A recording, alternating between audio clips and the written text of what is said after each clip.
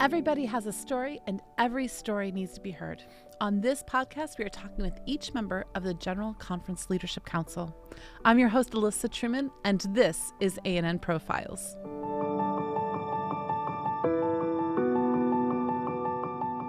Today, I am here with Imad Madanat, and he is from ADRA. He serves as their Vice President for Programming. Welcome, Imad. Thank you. Did I get your last name right? Very good, yes. Thank you. We've gone back and forth with me trying to get this. I even have it on a piece of paper on the floor, which you got it right. I can't look at, though, while I'm looking at the camera. So, Imad, you're the Vice President of Programming. Correct. What does that actually mean? So what it means is I oversee a lot of how we deliver impact in ADRA, which is through our programs. And programs include both emergency. So when there's an emergency, natural disaster, the team responds to it right away. And it goes also to development program, which is a multi-year intervention working with the communities to help them brighten their futures through improving their life, through reducing, their poverty, food security, clean water, better health. It's just a better life for them in the future. Okay. So I've always been a big fan of ADRA. Thank you. When my kids were little, we decided that every Christmas we would get the ADRA gift catalog and we'd give each kid a certain amount of money. And each of them got to pick out where they wanted their money to go to, which probably some of this goes to some of these programs, because we felt like it was really important for them to try to see that others are struggling, there's other stuff, and that they can make an actual intentional difference. Cool. So we've supported all sorts of random projects through your gift catalog every year, and I recommend that families do this. They get the gift catalog every year, and they find ways to be able to help support the world around them and get their children involved in picking it out, not just picking it out themselves. That's very important. Thank you. You're welcome. I had to put a plug in there because it's something I've always really loved and I have appreciated. I can share with you a personal story about the gift catalog or about ADRA. Go ahead. So I was working with ADRA in Yemen for 3 years. And when I came back to the U.S., it was around November, and I totally forgot how much around the holiday season we get so much involved with what's the gifts, the materiality, the gift catalogs, and for companies, and it was a lot. So seeing an ADRA catalog and other NGO catalogs just helps balance this. That when you give, we're blessed with plenty here in the U.S. and options. Yeah. But some people don't have that over the world, and having it. As you think of yourself, also think of others. You can move it closer to you if it'll make it easier. I think, yeah. Since you like to talk with your hands. Yeah, it looks like I must be half Italian somewhere. So yeah, it's important to teach the children that to give also. When I grew up, I remember we used to get those big Sears catalogs and stuff like that. And nowadays, we have Amazon and stuff like this. And these are very self-serving generally. The beautiful thing about ADRA, it's not about self. It's really about others. Yeah. And so it's a beautiful catalog. I recommend getting it any time of the year and donating to it. You can go to adra.org. Mm-hmm. Totally doing a plug here now for you guys. You're like, it's okay. We'll let you. adra.org, and you can actually find it online as well. Correct? So the new one for this year just got released. Ooh. So it's there, yes. Well, I'm going to need to get a copy of it. Yeah, thank you. So, Imad, I'm guessing you did not grow up in America. Would that be accurate? Yes. I actually was born and grew up until high school in Jordan, or the official name Hashemite Kingdom of Jordan, which is a country in the Middle East of Israel or Palestine. Now, were you brought up as a Seventh-day Adventist? Yes. So in Jordan, families' religion is almost inherited. So my family, on both sides, were Christians. But as an Adventist, I am the second generation. So my dad is the first one on his side of the family to be an Adventist, and my mom is the second, so it makes me third. So yes, Adventism is new in Jordan, so yes. Do you know how did your parents find out about Adventism? Okay.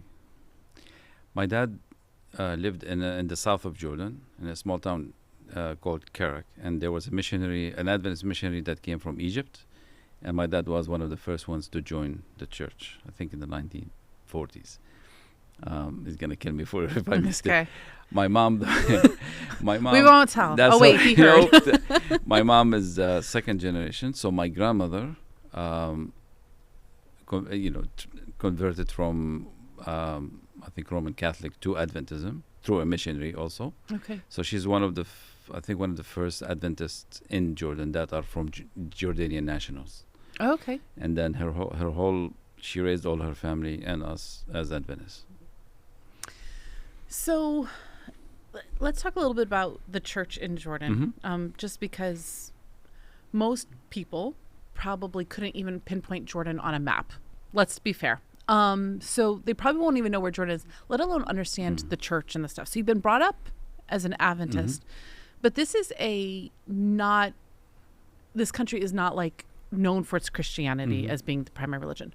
So where is Jordan? Like, if you could kind of try to like explain a little bit on the map where people might see it, like along where, and then explain a little bit about the religious environment of Jordan. It's funny because the first thing we can say is if you open your Bible, on each of the sides of the Bible, there's a map of the Bible story. That is true. And there's a river that's called Jordan. So if you look east of that river, this is now the country of Jordan in today's world. So Jordan is east of, the Bible river of Jordan.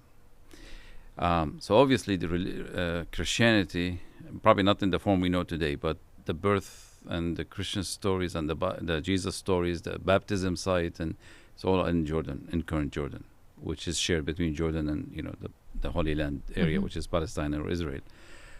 So Jordan is not new. Christianity is not new to Jordan, but over the history, the areas transferred hands between Romans to Ottoman empires, to Christian Byzantine empires, to Islamic empires.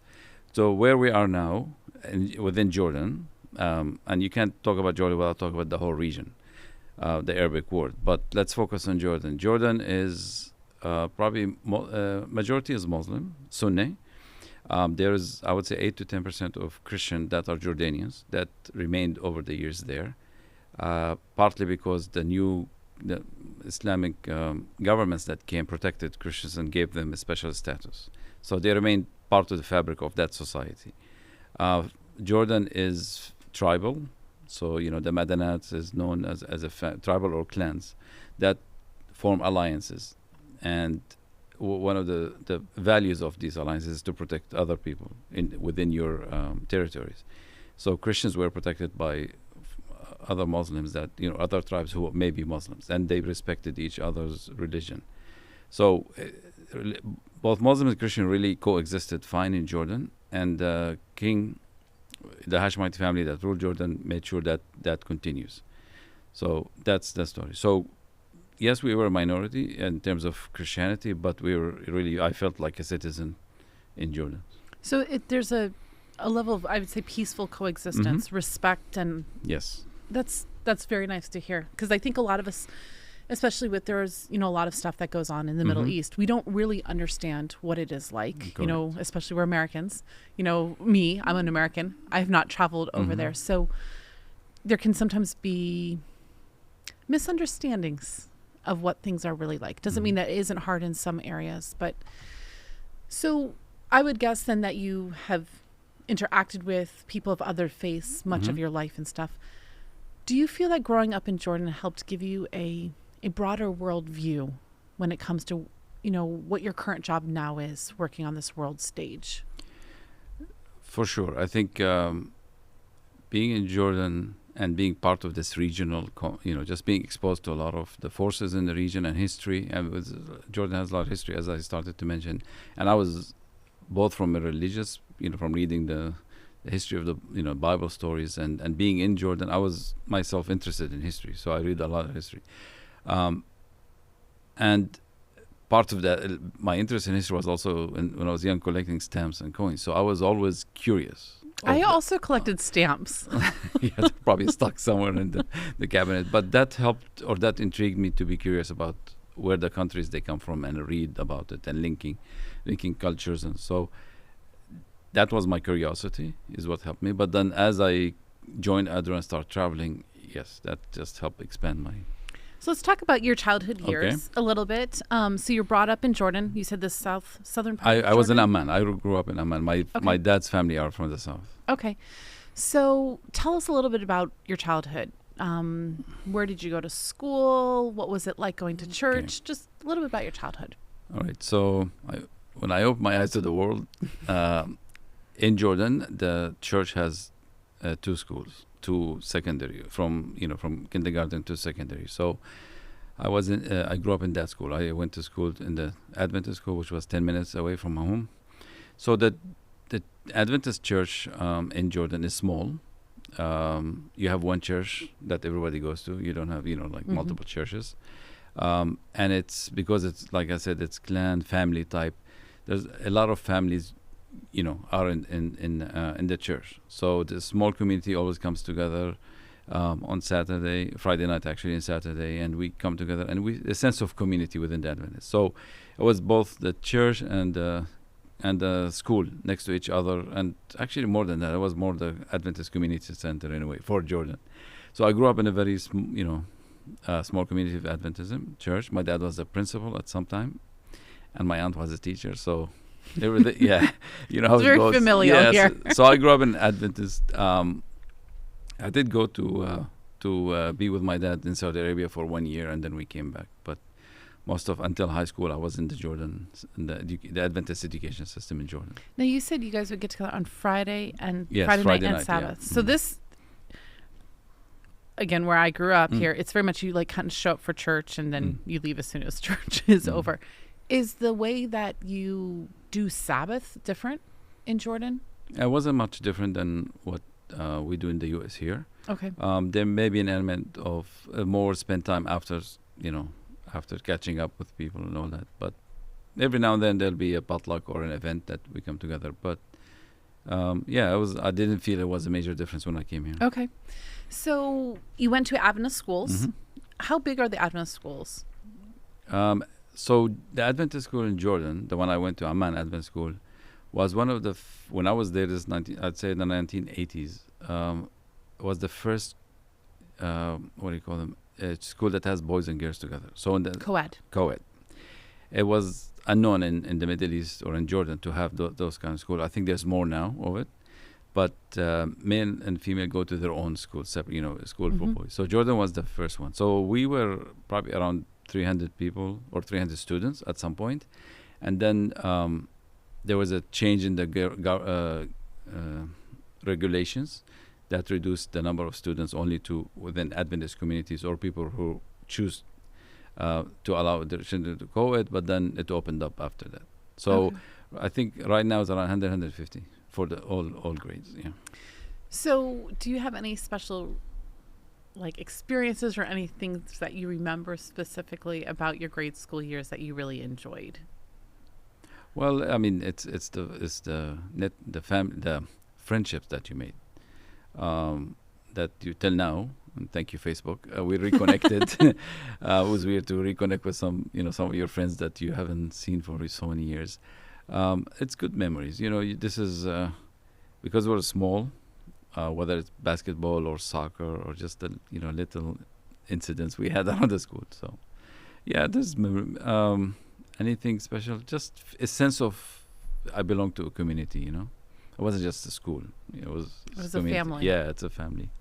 So you said that you were there up until high school. Yes. Where did you go for high school? No, and I finished high school. As well? Yeah. Okay. So in Jordan it's not like here. We don't have it's 12th grade. It's a British system. So you have the first 6 grades, and then you have 3 grades of preparatory school, and then the secondary, but they're all in the same school. Oh, okay. Well, that makes more sense. Yeah. So, so you go through all of your years at the same school. Mm-hmm. Your dad's the principal for at least one for or a two. Few, yeah, for one or two of time. those years. Now, okay. Why did you go to Saudi Arabia?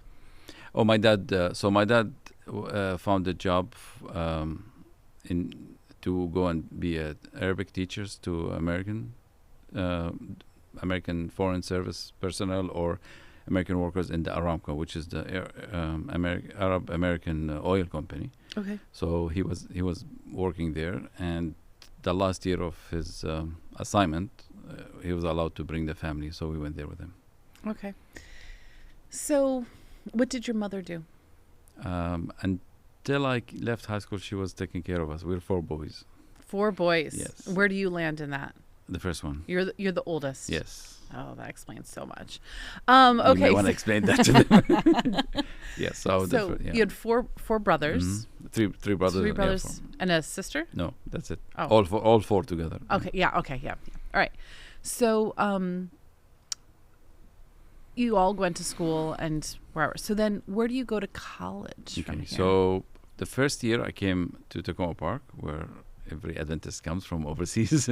I went the first year for what was CUC, which is now Washington Adventist University. So that was my first year, or my orientation into college in the U.S. From there, for financial reason, I went to University of Maryland, and that's where I finished my undergraduate. Okay.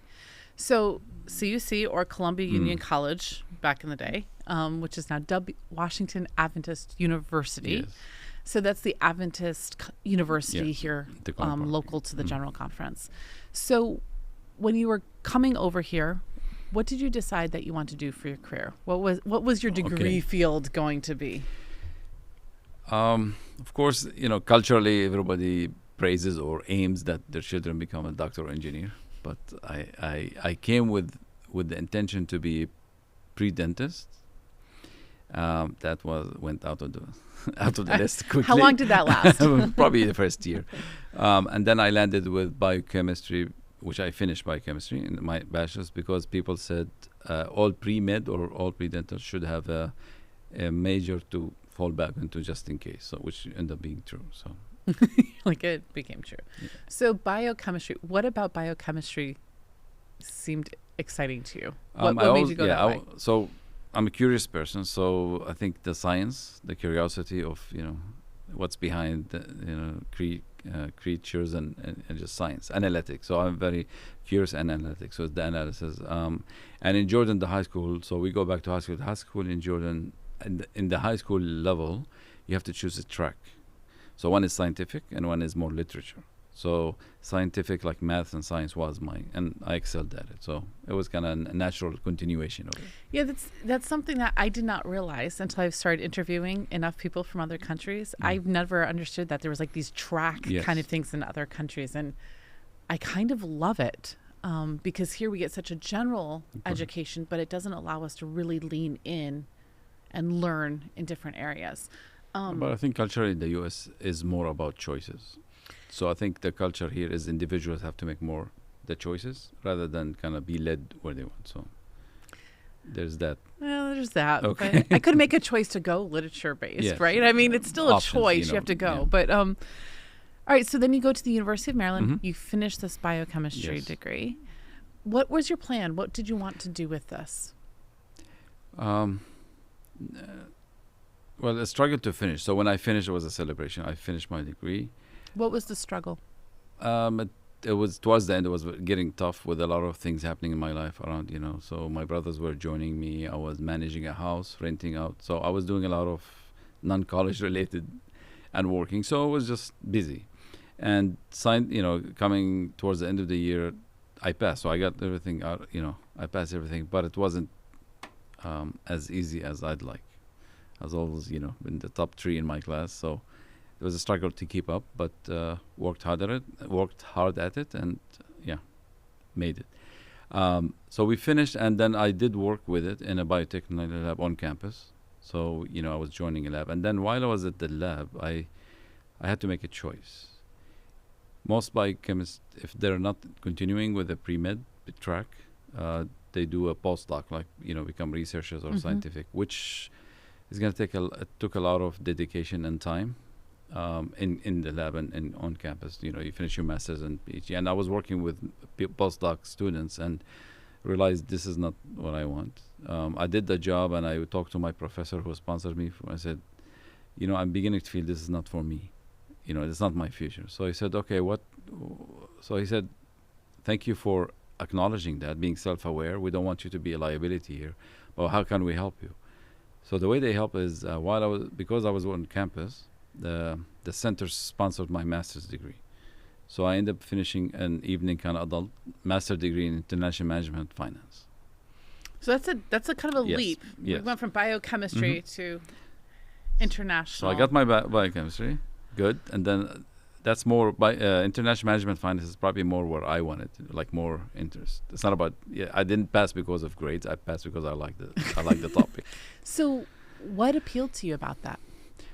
That's the period where in the U.S. the biotechnology became very commercialized in a sense. So a lot of biotech companies, this is the late 90s, but a lot of biotech companies became privatized, stock market overnight. I mean, recently you saw Moderna with COVID, coming up with research and coming up with a product, and then they became profitable. So there was the biochemistry, especially in the area in Maryland, biotechnology went from a lab science to actually commercial. So I thought maybe I can link both interests. That's kind of my motive, but I enjoyed it. I like international management and finance and just the whole management aspect of being international. So you graduate with your master's. What do you do with this? Well, I haven't finished yet, but that's when I joined ADRA. So in '99, I said, okay, I need to, start building a resume in international management. You have a change of career, you don't have track record. I need to build that experience. So one of the options was ADRA because it has an international footprint, it has management. So I joined ADRA. But how did you know about ADRA enough? Because here's the thing that's interesting to me is that even though you're an Adventist, not every Adventist even understands what ADRA is. So what made you even think, oh, yeah, there's ADRA for my church. Let me do that. I learned about ADRA as an institution of the church back in Jordan. So towards kind of my last few years in Jordan, ADRA opened office, started with donating some machines for landmine and handicaps, and then I started hearing more. And what attracted me is the work that ADRA, when I hear the stories of ADRA, it's really more examples of how we can express our values in a way that helps people. So it's resonated with me in a sense. And it happened to be that the headquarters are very close to where you are, which is very handy. Correct. So raised or being living around the GC / where ADRA is and hearing more and more about it, became convenient. So what was the first thing you did with ADRA? So when I joined ADRA, because I didn't have a track record, I joined kind of dual function. One was an administrative assistant to one of what back then was bureau chief for finance and operation, and part-time helping the IT department. And then within 2 years, we got a proposal for Yemen. And because I speak the Arabic language, that seemed to be, the next career move. So I got into program finance and moved to Yemen to be a finance director there for 3 years. So, I mean, because of the fact that you've already been in the Middle East, it's not like such a leap for you, like culturally, to go over there. But so you're saying though that you're starting a brand new ADRA. ADRA Yemen was new at this point? It was new, but it wasn't me who started it. It's just we went there because we just got a huge project and they needed a different, a capacity there. So what is it like working at a country level with ADRA? So you're going to ADRA Yemen. What is the dynamic with working with like the local governments and all this kind of stuff? What is that stuff that you do? In general, not just me specifically. Yeah, just in general. So I think the first thing is we have to be humble that we're here. We come to help, and we have resources, but we need to work a lot on being accepted by the community. We are, just because I speak Arabic doesn't mean I can fit in quickly. There's a lot of building trust and understanding the community. Them understanding our motives and what why we're here to help. Nothing's free in the world, as you know. So they need to understand what the motive. Once that acceptance is done and the trust, they will open the door for us. They, as in local community leaders, local government officials, but that's where you spend a lot of the time. Now, operationally, you have to look for an office that keeps you safe. You have your employees or your staff are both local and international.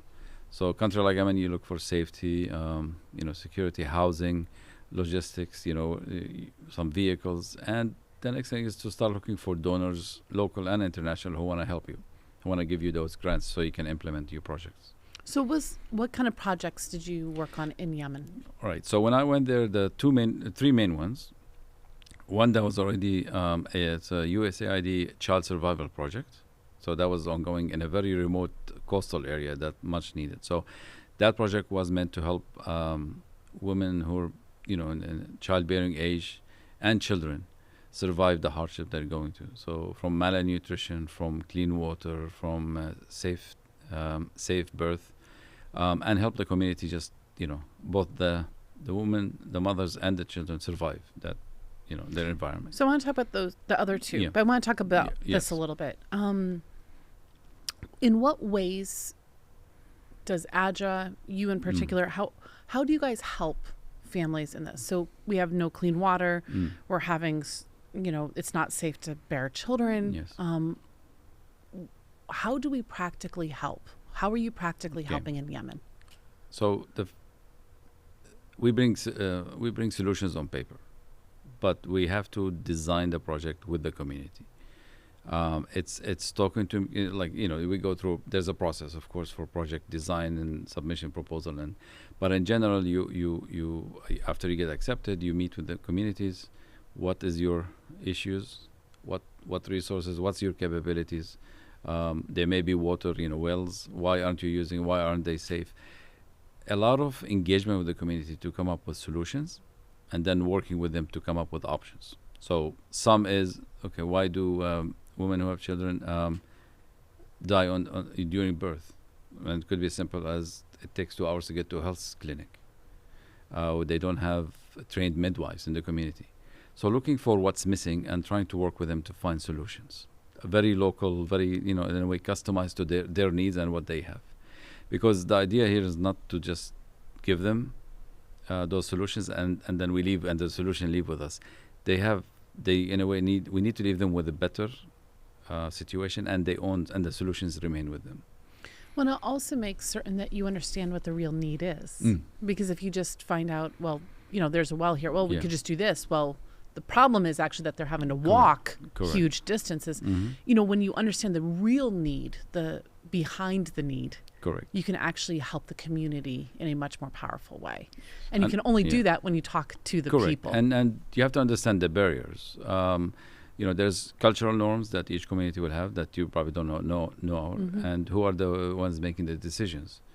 Sometimes not the government, sometimes it's the religious leaders. There's traditions and legacies that are in the communities, and you have to really and one thing that ADRA did very well in Yemen, that our workers lived and stayed with the community. So we're not like in a comfortable zone. We go once a week or once a month and visit and go. To make that impact, our expats lived in the communities, ate the food that the people eat, and in a way went through the daily struggle that they went through, and that left an impact. All right, so that was the first project. Yes. What was your second project? So the other one was USDA Food for Education. So that was to incentivize children to come back to school.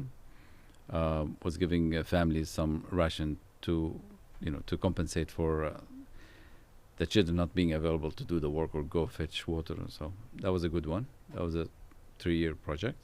And the big one was a basic health and education project. So that's building the capacities of the communities to address the needs of health generally and education. So this is going to go a little bit outside the Yemen bounds and fine. where you are with Yemen. But education, you've mentioned in the last two, the 2 projects. I know that ADRA recently had a huge project, every child in school. Everywhere in school. Correct.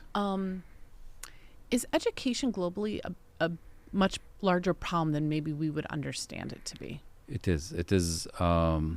underfunded. Let's put it this way. Why? Because when you think of it of what's needed, poverty and education is not probably framed or not a list on the life-saving, element. So health, food, nutrition, health, water, shelter, and it's what, especially in disaster, that's the immediate thing. Or when people are displaced, like when people migrate or they have to move, education is not seen as a life-saving, but it's a life-altering if we don't address it. So that's probably why education is not seen on like the top 10 or the top 5 intervention when there's a disaster. Okay. The reason why I asked this was because of what was something that you said, and I never had really pondered it. Like, I kind of understood the whole, the education thing because I've heard enough presentations. But it was when you were talking about the fact that you gave food to the kids to make up for the parents not having them around to help. Okay. Is that education is something that almost can be seen as problematic because it's taking them away from being able to help in the home or to help and do other things. And so that by compensating, and I don't think I'd ever put all of that together before. Because some countries will have free education for everybody. So education is not a burden. I think we have to think of some of the communities. Education could require giving up some resources, some money, and it's linked to the livelihood, the income of the families.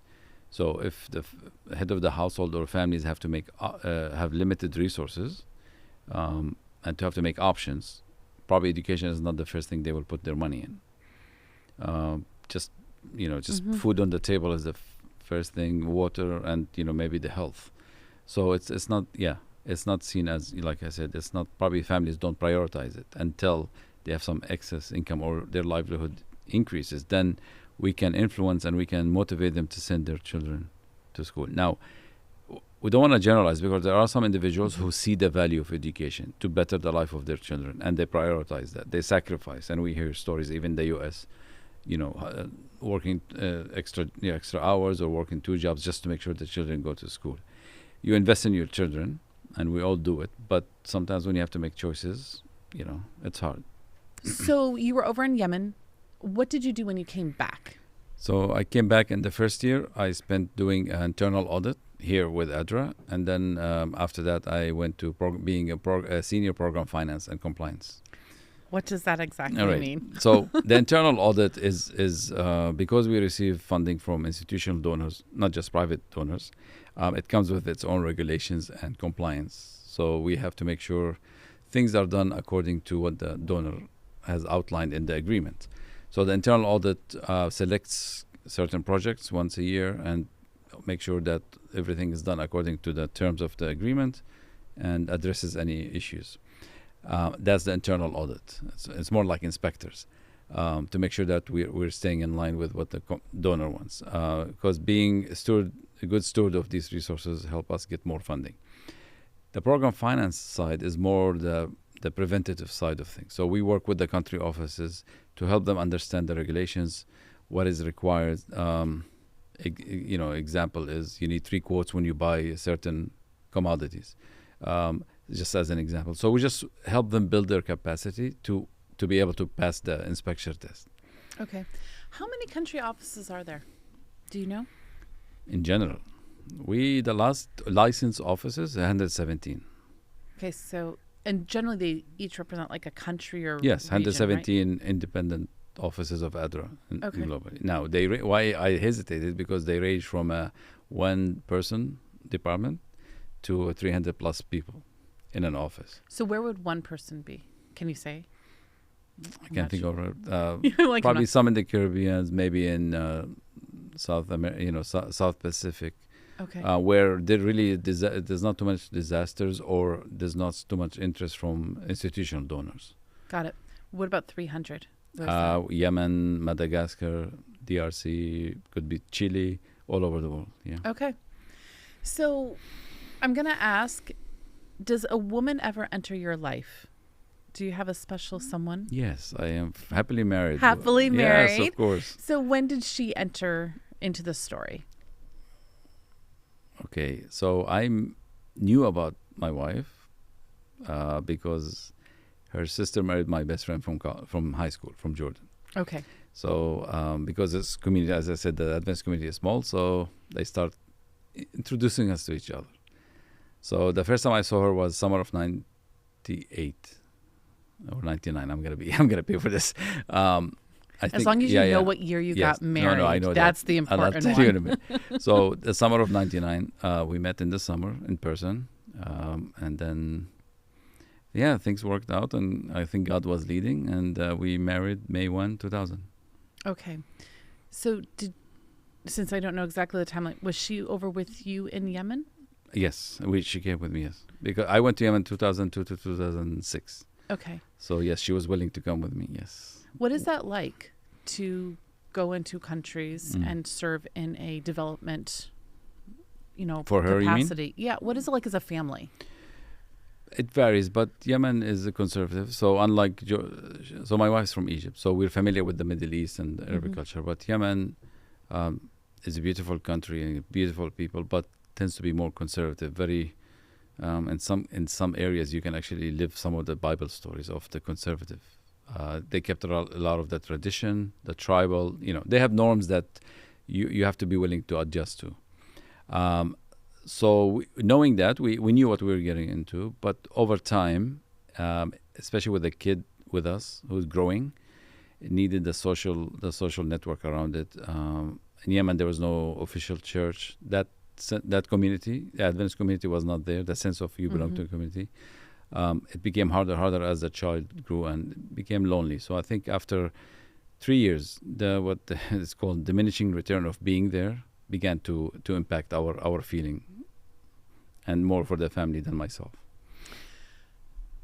Do you have just one child? Yeah, I have two. I have Noor, who was born before we went to Yemen, and Nader, who's 17, who was born in the U.S. here. Okay.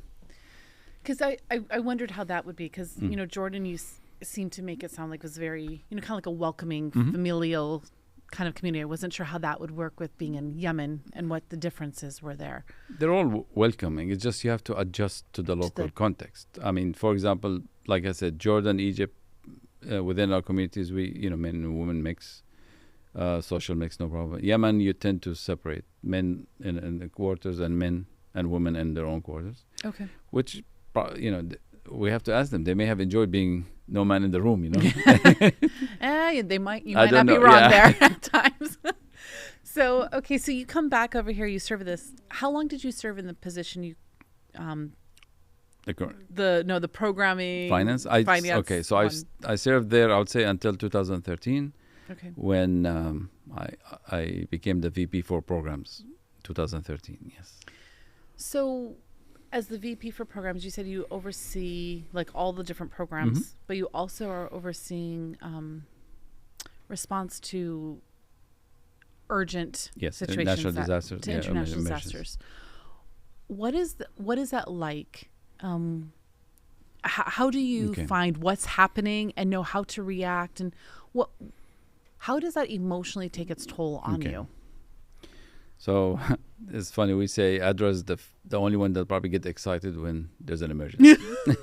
Why? Because over the years we have built systems and capacities to respond. So we have emergency protocols, emergency response teams that have been trained over the years, both in actual emergencies, or we have a program where we train them to respond.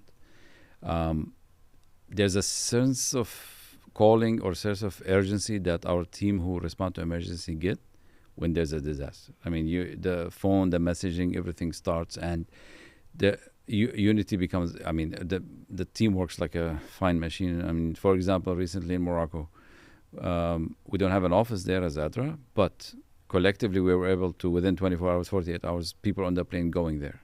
Why? Because they're all, they've been trained to respond, and we did all we can, and we left. So it takes a certain what's the word? You have to be really ready to sacrifice and we train them to almost have a bag behind the door ready to go. So yes, we're ADRA is blessed with a lot of professionals who are willing to sacrifice and leave the family like on a short notice. It does catch up with some people, and some people who are, and when you're single or you're beginning of your career in ADRA, this is good. After a while, it's like, okay, it's gonna start taking its toll on me. So we always need to train and have new blood ready to go, but also use this talent and the skills that people have served in different ways to support. Responding to disasters, you're going to see a lot. Yes. How do you help the ADRA team who is over there? How do you support them emotionally during that time? So attending to our staff's psychological needs or psychosocial support was important and is more even important now, especially post the pandemic. It's an intended. So we do debrief. There's a hotline that we have for anybody who needs it, and more we're gonna put systems now to be available. To be first, I think they need to know that there's no shame of identifying that you need help. Colleagues need to support you. You got to take care of yourself, because if you're not well, you're not gonna be able to help others, and that's very important. So if this is I think sometimes psychological, or it's more like I can't admit it. It's not a sign of weakness. Actually, it's strength, because you're taking care of yourself to be stronger to help others. What are the biggest struggles that ADRA faces when it comes to disaster response? I mean, the simplest one is resources that's needed, logistics, knowing capacity on the ground. In countries where we have an established office, that's good. They know what to respond, and we train local emergencies, especially our church members. In some countries where the church is big, South America and even Ukraine recently, and in Asia, our church members become our volunteers to address these needs. So resources, one, both monetary and individuals, logistics, and then I think we get a lot of people who mean well and want to help, but they want to help with either clothes or sometimes just shipping things, and more and more that's becoming. Distract us from being able to respond quickly. So it's really resource and understanding the local context and registrations, government laws. I mean, sometimes there's protocols. In emergency, countries have to declare emergency, so we can't do too much unless that's declared. So it's very dynamic. Each emergency, not each country, each emergency is different. But yeah, we're motivated to get there as soon as we can. So you have a lot of different members of your team. Mm-hmm. Have you yourself gone to serve in a disaster? I haven't been one of the first responders, but I did go afterwards to see kind of visit with the teams and just give them the administrative support. But I will not because of my function. Sometimes we need to be conscious, not if we're not to be in the way of the response, not to hinder the work that's actually being done. Sometimes as leaders, president and VPs, we can be available here for media, for interviews, or just to tell the world, because we want to be visible. I mean, you have to be visible for people to know that you're one of the people responding or one of the organizations responding. So the first one that you ever went to, do you remember what disaster was the first one you went to? The first one that I can remember, it's either after the Nepal earthquake or the Syrian migration in Europe. These are one of the first two I went. How did that impact you to see something like that in person? So because I went late in the Nepal earthquake, I didn't see, I saw the damage for buildings and property, but I was proud of the team. They really kept going. So it was good to see, and I actually felt a couple of the earthquakes there. So it was, it's close, but not really earthquakes. So I came close to understanding, okay, any minute they have this, this anxiety.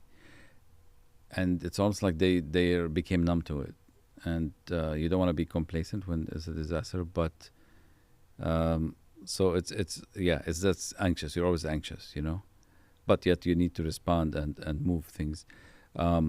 and also there was a hospital, Adventist hospital there that did a lot of work. So I didn't see too much of people that we responded to, but the appreciation the community has done for our team was important.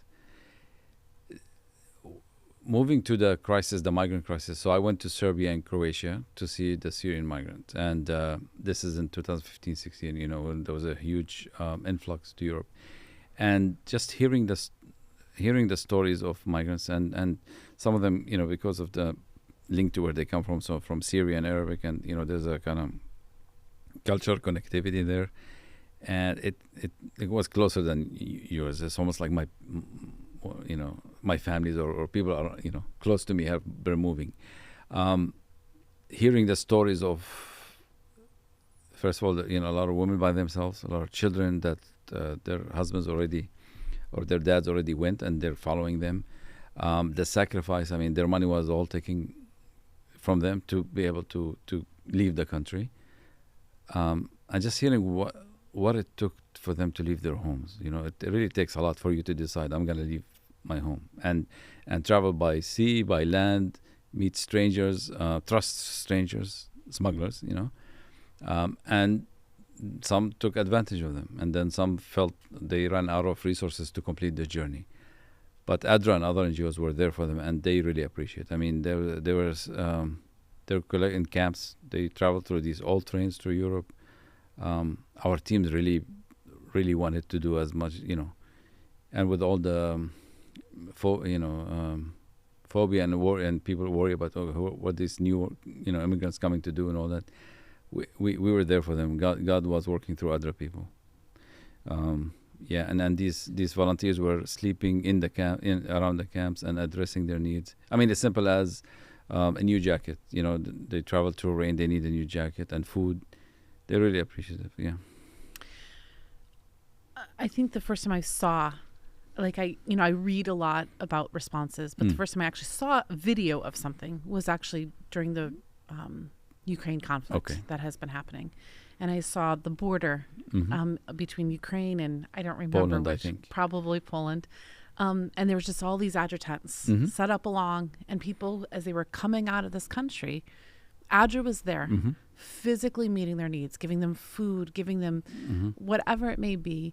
And whenever I do tours of the building, because GC Communications is in charge of the tours of the building, whenever I get to ADRA, I always talk about the fact that you are the hands and the feet of Jesus. When we want to show the character of Christ, but you're also the mouth. You speak words of comfort and compassion for people in what is often the hardest times that they will face in life. What would you say to church members, Adventist brothers and sisters who maybe don't fully understand the work that ADRA does? What would you say to them so that they can kind of understand a little bit more of why we do what we do? I think we can refer to it as the Christ method, which is preaching with less words or with the least words you need. These people are anxious, they're in emergencies. They're shocked. They lost hope, and they're just looking for answers. They're looking for something to ground them, to make them feel that it will be okay. So when they see people like ADRA, and like you mentioned, the Ukraine, it wasn't just ADRA, it was actually church members, church volunteers who joined ADRA and being in that front line. So the symbol of ADRA, the logo of the ADRA and the church, and with the vests on ourselves, became a sign, like a light for these people who just left home, anxious. I lost my home. I don't know if I'm going to go back. I don't know if my father, my husband, I see him again. And you comfort them, and you talk to them, and then you move on. But they, in their minds, like, who were these people? Who are these that took care of us, that took that effort, are there for us? And then they will move. They will have their own journey, their spiritual journey, to understand who these people are. But when we practice our values as believers and Christians, and I experienced that personally, it's you leave people wondering, who are these people? And they have their own journey to unpack it and and some know. So in some countries, ADRA, the church, is known as a church, but they never saw it as relevant. So we became relevant to these communities when we addressed their needs. So we don't just respond in emergency, which is one of the things I love about ADRA. It's not just like, okay, we're here to give you some food. All right, we're gone. We actually stay with people long term. A lot of these programs that you've talked about, this is long-term projects to actually help come alongside a community, because we're not there to just do the work. We're coming alongside the community, meeting their needs. What would be some of the projects and programs that they get you the most excited? When it comes to development programs? Yes, development. All right. So our goal with development programs is to address the underlying reasons that these communities are in poverty, don't have health, or don't have clean water. So we can't overnight flip the switch and everything is correct. There's a lot of, when we say development, a lot of capacities and behavior change, and a lot of work needs to be done so that the community can see how they can do things differently. So, for example, for food security, for example, a lot of them are smallholder farmers. They have farms, but they follow the season of the rain. It could be that they even use seeds that's not good quality. They don't have, they don't get the best price for their products. It's help them maximize the return on their hard work, and that brings better income, which brings better food and options for health and education in the family. So that's one area. For nutrition is diversifying of food. I mean, because they may be eating, they may be their food is not nutrition or healthy, especially for women who are pregnant. Help them understand what they can eat, how they can prepare it, options of what they can plant in the fields. Things that's more can withstand the storms, with the changing weather patterns in the world now. Depending on the rain season is no longer, sustainable. So work with them on, what do you need to improve the production, farm, diversify your food so that your family eats first, healthy, they're stronger. Healthy kids they need less health. So it's all in a way, we look at it as an integrated programming of all aspects. Now, we may not be able to do everything because of what the donor has given us, but we look at everything is interconnected. A good health center will need clean water, as you know. So that's part of it. So we like to integrate everything. This is more at the kind of professional level. So we work, so I said the nutrition, then we work with health system, capacity of health workers, availability of health workers, proximity of a health center, midwives in the community, just building the capacity and resources in the community, which also builds the linkages to their local government and advocate for the governments to think or support these centers. And goes on and on depending on the activity we have. How do you think working for ADRA has helped you to appreciate the Adventist Church more? I'm walking the walk in a way, as in I am practicing my values in a way that's relevant to community, and leaving the community with the question, as I mentioned, who are these people? And we know the stories from the Bible. Jesus impacted the world through his miracles, healing the sick, feeding people, and then they were ready for the spiritual journey. So for me, it's almost like I'm, as you mentioned, hands and feet, but I'm also planting the seeds for people to ask, who is the God behind these people, behind these Adventists? That's how I see it. How has it changed you, do you think, as a person? Because you could have gone into international finance and, been in some big corporate office. How do you think that the ability to work for ADRA and to serve has shaped who you are? First, it made me a better person, to appreciate what I have, to enjoy serving others. Spiritually, it's brought me close to God. In a ways that's wasn't a theory, I read the Bible and hear the stories, mission stories. I used to enjoy reading some of these in the old Sabbath school set, but really it became more tangible. My religion became more tangible to me. And being an administrator, so this 10 years as a VP, I came close. I rely a lot on prayer and God and trusting that God is leading you. There's a joke, and it's like there's no good deed goes unpunished. Because we're dealing with a lot of change, and you can't avoid problems. You can't avoid you're dealing with humans, and just praying a lot, and just seeing how God works through us as leaders to keep ADRA and the missions of ADRA continues, and the church through ADRA. We seem to be living in a time where I'm going to use the term social justice issues. This is something that this next generation is very interested in.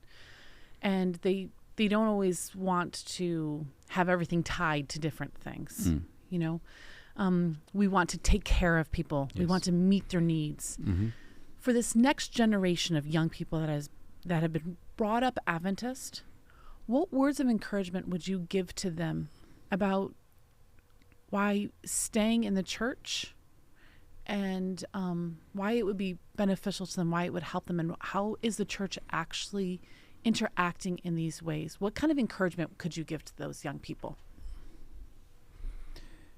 Nobody can do it alone, and nobody as an individually or institutions. You need the church, and the church needs you.